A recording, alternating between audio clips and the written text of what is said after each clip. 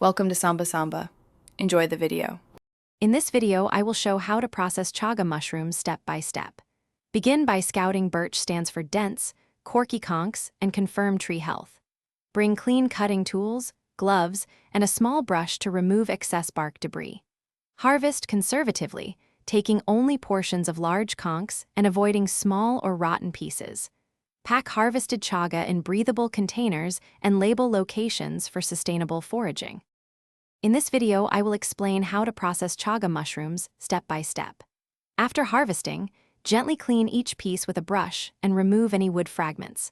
Cut conchs into uniform chunks or slices about 1 inch thick to expose more surface area. Arrange pieces on racks for airflow and dry slowly at low temperature or shaded airflow until very brittle. Proper drying prevents mold. In this video, I will help you process chaga mushrooms step by step.